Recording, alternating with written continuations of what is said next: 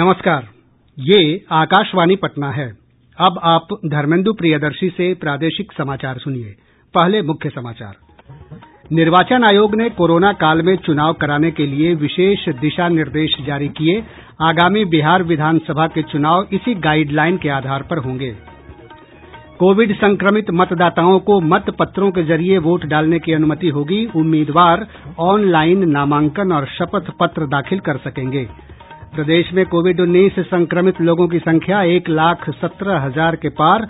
अब तक 588 लोगों की मृत्यु। और दरभंगा समस्तीपुर रेलखंड पर 28 दिनों के बाद आज से ट्रेनों का परिचालन शुरू हो गया है। अब समाचार विस्तार से। निर्वाचन आयोग ने कोरोना काल में चुनाव कराने के लिए विशेष दिशा निर्देश जारी कर दिए हैं। इन्हीं दिशा निर्देशों के अंतर्गत आगामी बिहार विधानसभा के चुनाव कराए जाएंगे। आयोग के नए दिशा निर्देशों के अनुरूप मतदान, चुनाव प्रचार, नामांकन सहित निर्वाचन संबंधी सभी कार्य संपन्न कराए जाएंगे। एक रिपोर्ट। आयोग ने कहा है कि चुनाव संबंधी पूरी प्रक्रिया में निर्वाचन कर्मियों, मतदाताओं और अन्य भागीदारों को मास्क पहनना अनिवार्य होगा।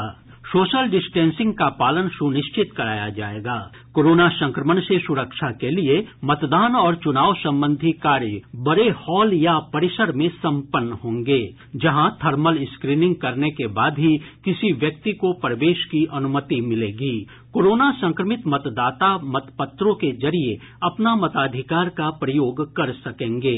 जिन परिसरों में चुनाव कार्य होंगे वहां सैनिटाइजर, साबुन और पानी की व्यवस्था की जाएगी। गाइडलाइन के अनुसार इस बार उम्मीदवार ऑनलाइन नामांकन और शपथ पत्र भी दाखिल कर सकेंगे।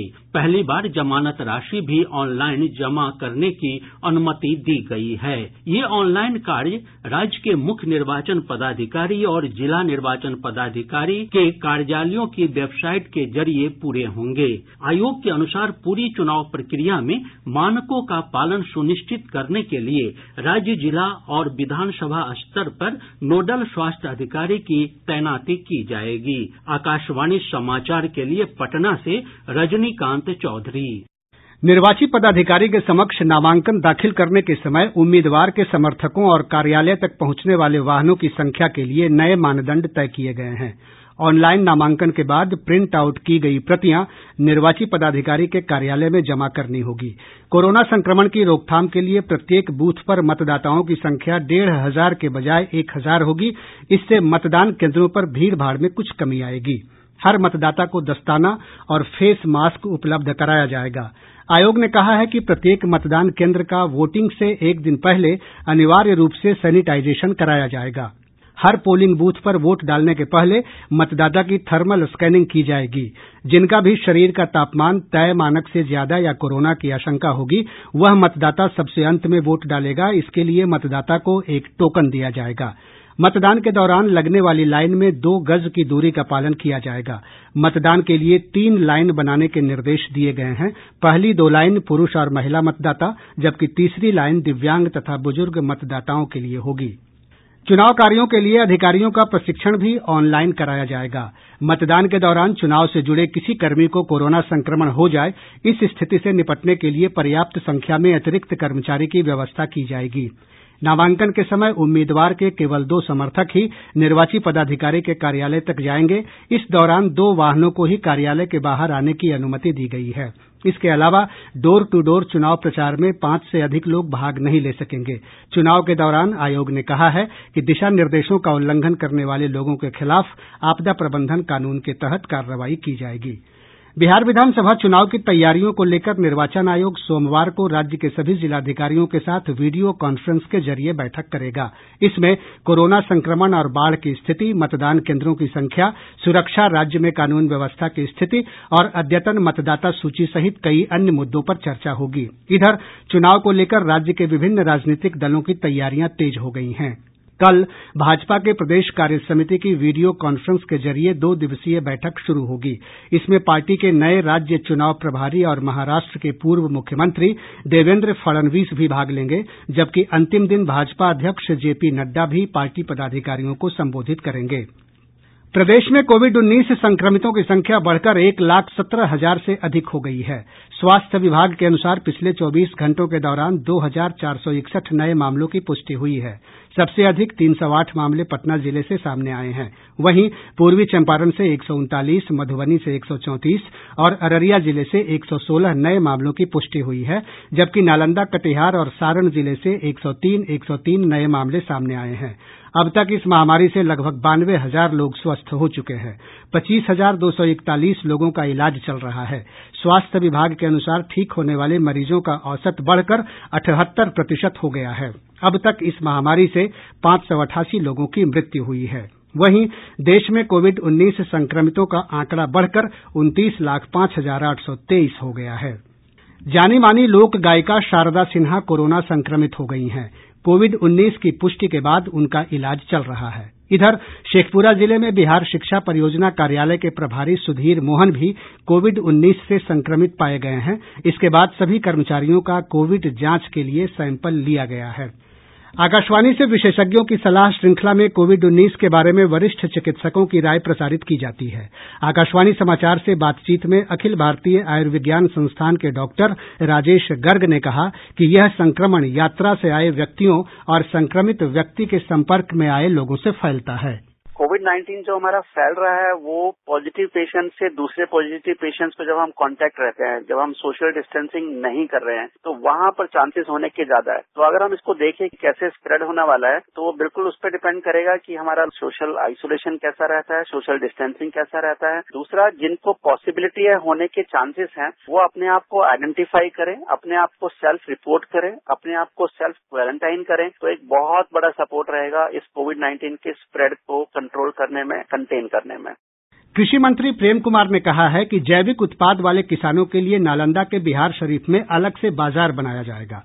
श्री कुमार ने कहा कि किसानों को अपनी उपज बेचने के लिए भाग दौड़ नहीं करनी पड़ेगी। प्रादेशिक समाचार आप आकाशवाणी पटना से सुन रहे हैं। प्रदेश में अधिकांश क्षेत्रों में बाढ़ की स्थिति गंभीर बनी हुई है। गोपालगंज, सारण और मुजफ्फरपुर जिले में कुल मिलाकर 32 लाख से अधिक लोग बाढ़ की चपेट में हैं।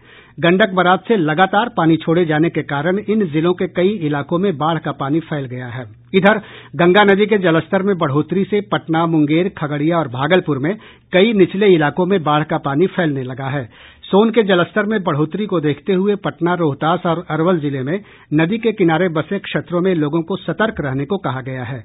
जिला प्रशासन भी स्थिति पर लगातार नजर बनाए हुए है। इधर हमारे संवाददाता ने बताया कि दरभंगा में बाढ़ की स्थिति में धीरे धीरे सुधार हो रहा है। बागमती, करेह, अधवारा समूह, कमला बलान, गेहुमा आदि नदियों के जलस्तर में आई कमी से बाढ़ की स्थिति में धीरे धीरे सुधार हो रही है। हालांकि इनमें से कई नदियों के अब भी खतरा निशान से ऊपर रहने के कारण कई इलाकों में अभी भी बाढ़ का पानी भरा हुआ है। सड़कों के क्षतिग्रस्त होने से आवागमन में काफी परेशानी हो रही है। दरभंगा समस्तीपुर मुख्य सड़क पर अभी भी हजारों परिवार डेरा डाले हुए हैं। जहाँ से पानी निकल गया है वहाँ गंदगी का अंबार लगा हुआ है। प्रशासन की ओर से चूना और ब्लीचिंग पाउडर का छिड़काव भी किया जा रहा है। आकाशवाणी समाचार के लिए दरभंगा से मैं मणिकांत झा। खगड़िया से हमारे संवाददाता ने बताया कि परबत्ता और गोगरी प्रखंड में गंगा नदी का पानी फैल जाने के कारण बाढ़ की स्थिति गंभीर हो गई है। खगड़िया सदर अंचल के रहीमपुर मध्य, दक्षिणी और उत्तरी पंचायत के कई गांव बाढ़ से घिर गए हैं। इन इलाकों में पशु चारे की भारी परेशानी हो गई है। जिले में 135 गांवों में 1.5 लाख से अधिक की आबादी बाढ़ से प्रभावित है। गंगा, सोन और पुनपुन नदियों के जलस्तर में तेजी से बढ़ोतरी का सिलसिला जारी है। गंगा नदी का जलस्तर आज कई स्थानों पर खतरे के निशान से ऊपर दर्ज किया गया।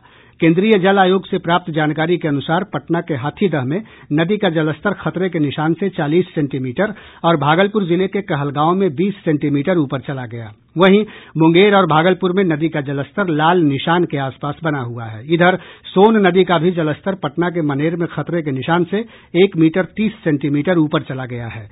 राज्य की अन्य प्रमुख नदियों के जलस्तर में कमी हो रही है, जबकि कई नदियों का जलस्तर स्थिर बना हुआ है। गंडक नदी गोपालगंज जिले के डुमरिया घाट में खतरे के निशान से 7 सेंटीमीटर ऊपर है। बूढ़ी गंडक का जलस्तर भी कई स्थानों पर खतरे के निशान से ऊपर बना हुआ है। समस्तीपुर जिले के रोसड़ा में नदी का जलस्तर लाल निशान से 1.5 सेंटीमीटर अधिक रिपोर्ट किया गया।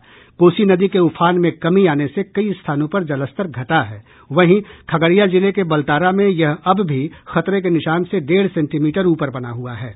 जल संसाधन विभाग ने समस्तीपुर, मुजफ्फरपुर, बेगूसराय, खगड़िया और मुंगेर जिले में बारिश के मद्देनजर लोगों से सतर्क रहने की अपील की है। इन जिलों के ऊपर घने बादल छाये हुए हैं। दरभंगा समस्तीपुर रेलखंड पर 28 दिनों के बाद आज से ट्रेनों का परिचालन शुरू हो गया है। इस मार्ग पर थलवारा और हायाघाट के बीच रेल पुल पर बाढ़ का पानी आ जाने के कारण ट्रेनों की आवाजाही 24 जुलाई से बंद थी।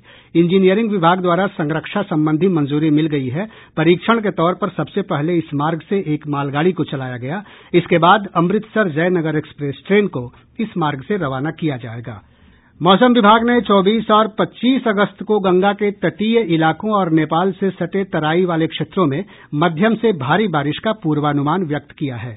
मौसम वैज्ञानिक एसके पटेल ने बताया है कि बंगाल की खाड़ी के ऊपर एक निम्न दबाव का क्षेत्र बन रहा है, जिसके बिहार के मध्य क्षेत्र के ऊपर से गुजरने की संभावना है। बीते 24 घंटों के दौरान बिहार के कुछ जगहों पर हल्की वर्षा एवं दक्षिणी पूर्वी भाग में 1-2 जगहों पर मध्यम वर्षा हुई है। 22 अगस्त को एक चक्रवाती सिस्टम बंगाल की खाड़ी के उत्तरी भाग पर बन रहा है और अगले 24 घंटों में अर्थात 23 अगस्त को निम्न दबाव में तब्दील हो जाएगा और उस समय मानसून की अक्षीय रेखा बिहार के मध्य भाग से गुजरने की संभावना है। उम्मीद की जाती है 24 और 25 अगस्त को बिहार के गंगा के मैदानी भाग एवं तराई वाले क्षेत्रों में हल्की से मध्यम वर्षा एवं 1-2 जगहों पर भारी बारिश का पूर्वानुमान है।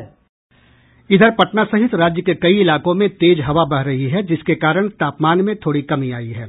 हमारे संवाददाता ने बताया कि पूर्वी चंपारण जिले में मोतिहारी सहित आसपास के क्षेत्रों में तेज बारिश हो रही है। अखंड सुहाग के प्रतीक का पर्व तीज आज पारंपरिक श्रद्धा के साथ मनाया जा रहा है। आज के दिन महिलाएं 24 घंटे का निर्जला व्रत रखकर भगवान शिव और माता पार्वती की पूजा करती हैं तथा अपने सुहाग की रक्षा के लिए प्रार्थना करती हैं। पटना के फुलवारीशरीफ स्थित खानकाहे मुजीबिया ने मुहर्रम का चांद देखे जाने का ऐलान किया है। आज मुहर्रम की पहली तारीख है और यौमे आशूरा 30 अगस्त को मनाया जाएगा। राज्य शिया वक्फ बोर्ड ने कहा है कि कोरोना संक्रमण के मद्देनजर राज्य में विभिन्न इमामबाड़ों और खानकाहों में सोशल डिस्टेंस का पालन करते हुए मजलिसों का आयोजन किया जा रहा है और करबला के शहीदों को श्रद्धांजलि दी जा रही है।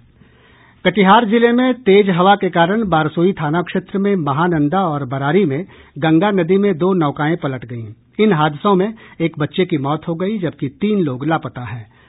रोहतास जिले में खाद वितरण में गड़बड़ी के आरोप में कृषक सेवा केंद्र अकोढ़ी गोला के सहायक गोदाम प्रबंधक सरफराज आलम को निलंबित कर दिया गया है, जबकि 6 खाद विक्रेताओं के लाइसेंस भी रद्द कर दिए गए हैं।